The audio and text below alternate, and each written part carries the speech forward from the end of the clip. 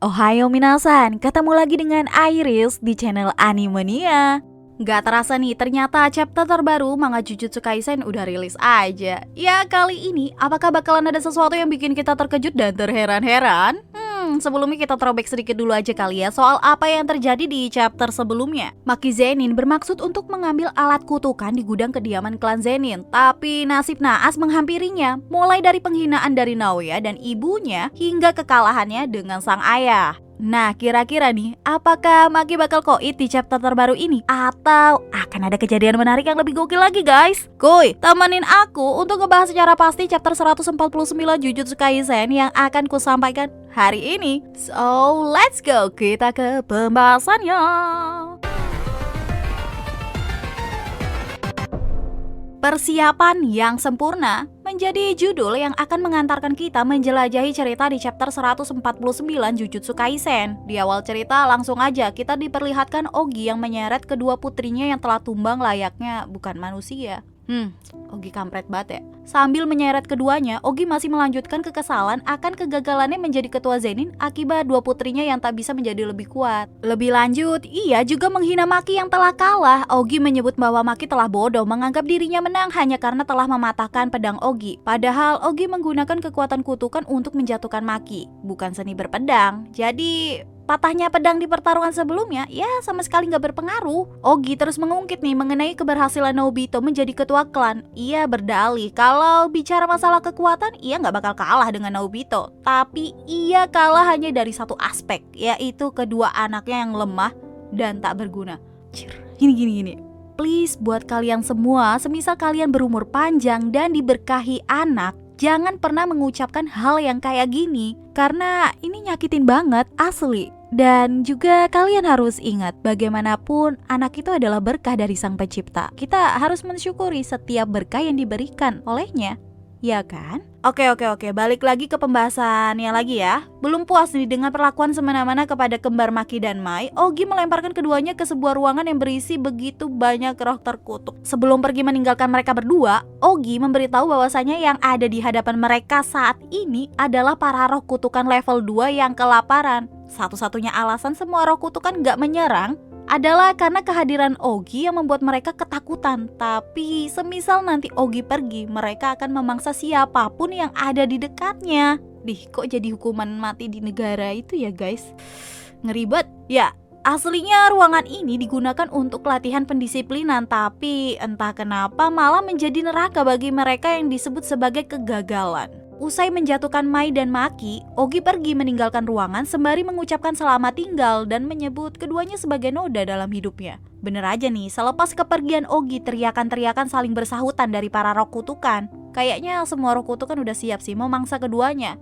Nah, di dalam keadaan terdesak, Mai berbicara kepada Maki yang sedang pingsan kalau kakaknya ini adalah orang yang kuat. Kemudian Mai nampak mendekatkan wajahnya kepada Maki kayak pengen ciuman gitu sih. Ya oke, skip, tolong pikiran kalian jangan traveling dulu, karena kalau diterusin ini bakalan jadi kisah yang cukup menyedihkan sih. Maki akhirnya tersadar, tapi ia terbangun di antara kumparan pasir-pasir pantai. Di sampingnya sudah ada Mai yang menyambutnya dan berkata bahwa Maki pasti mengetahui soal teknik kutukan Mai yang tidak bisa membuat hal yang besar atau rumit. Lebih anehnya lagi, Mai mengucapkan kata selamat tinggal kepada Maki. Hal ini bikin Maki bingung dan meminta Mai untuk bicara lebih jelas dan cepat balik ke sisinya. Mai kemudian mulai membicarakan alasan kenapa mereka berdua disebut sebagai kesialan. Alasan utamanya adalah karena keduanya terlahir sebagai kembar. Di dunia Jujutsu sendiri, menganggap kelahiran anak kembar bukanlah sebuah anugerah, melainkan kesialan karena kekuatan kutukan hanya akan dimiliki oleh salah satu anak aja. Oke, lebih rincinya mungkin gini kali ya guys. Ketika seseorang bayi dari ahli jujutsu lahir, umumnya mereka bakal mendapatkan energi kutukan. Namun gak berlaku untuk anak kembar. Kekuatan kutukannya tak akan terbagi rata, malah hanya menjadi milik salah satu dari anak kembar ini. Sisanya ya harus menghadapi takdir bahwa mereka gak punya kekuatan kutukan. Sebab itulah nih, Maki nggak punya energi kutukan karena semua energi kutukan telah menjadi milik Mai. Tapi keduanya menjalani hidup yang agak berbeda. Maki bertekad menjadi lebih kuat walaupun nggak punya energi kutukan. Sedangkan Mai malah sebaliknya. Walaupun dia punya energi kutukan, ia malah nggak punya tekad untuk menjadi lebih kuat. Karena alasan tersebut nih, di sini Mai nampak berniat mengorbankan diri untuk memberikan kekuatannya kepada Maki. Melihat tingkah laku Mai, Maki bergegas menghampirinya dan memintanya untuk kembali. Tapi Mai malah mengatakan kalau dia bakal tetap tinggal di sini dan memberikan sesuatu kepada Maki yang nampak menjadi simbol perpisahan dan penyerahan kekuatan.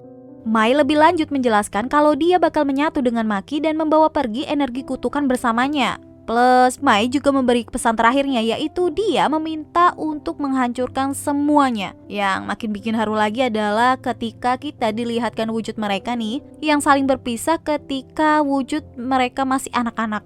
Hancurkan semuanya kakak, menjadi kata terakhir yang diucapkan Mai kepada Maki, menandakan betapa besarnya kasih sayang dia terhadap sang kakak ya guys. Seketika Maki terbangun dengan sebilah pedang yang telah ada di genggamannya. Sepertinya apa yang barusan terjadi di alam bawah sadarnya masih membekas di Maki. Karena ia dengan segera mencoba membangunkan Mai. Tapi Mai sama sekali tidak merespon apapun, menandakan jika ia memang sudah meninggal. Di saat yang bersamaan, semua kutukan di ruangan telah mengepung. Dengan kekuatan barunya, Maki menghabisi seluruh roh kutukan di ruangan tersebut, sampai-sampai melepaskan dampak serangan yang luar biasa. Ogi segera berbalik begitu menyadari kalau semua kutukan telah lenyap. Kemudian Maki muncul sambil membawa Mai dan bersiap untuk sekali lagi melancarkan serangan. Badass banget cuy, asli lo harus baca chapter yang ini. Di part yang ini tuh dia Maki keren banget asli. Hawa yang begitu mencekam langsung keluar dari Maki. Ogi menjadi mengingat sosok yang pernah membuatnya merasakan takut yang sama, yaitu Toji Fushiguro. Dengan segera Ogi menyiapkan kekuatan untuk menghabisi Maki. Teknik kutukan Blazing Cordate siap untuk digunakan dengan api yang mengitari tubuh dan pedang Ogi. Sambil menyerang, Ogi meneriaki Maki untuk maju karena Ogi ingin membakar Maki sampai ke tulang-tulang. Gak lupa nih, dengan Ogi juga memanggil Maki dengan sebutan anak yang gak berguna. Ya seperti biasa, gak ada bosan-bosannya nih kakek ini ngerendahin anaknya sendiri. But epic comeback is real guys. Maki bersama pedang dan kekuatan barunya berhasil melibas kepala Ogi hingga terbelah menjadi dua dengan mudah. Gila, satisfying banget nih asli. Ogi kena batunya coy.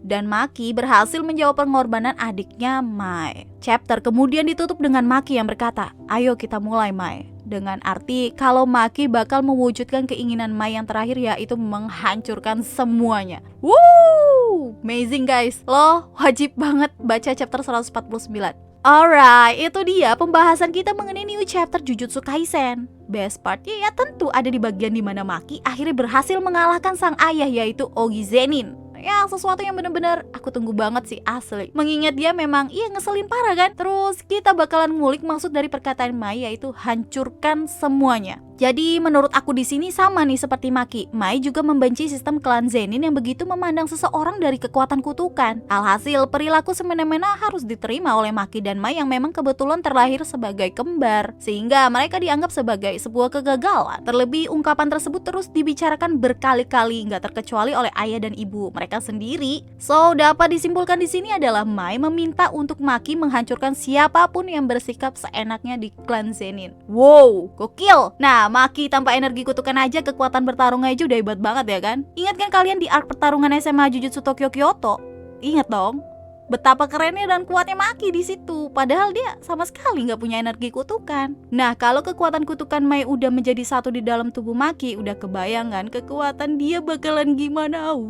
Ya, klan Zenin siap-siap ya. Kayaknya kalian bakal dikudeta. Ditambah adanya Megumi yang udah menjadi ketua klan Zenin yang memihak kepada Maki. So, Zenin, do you ready to lose?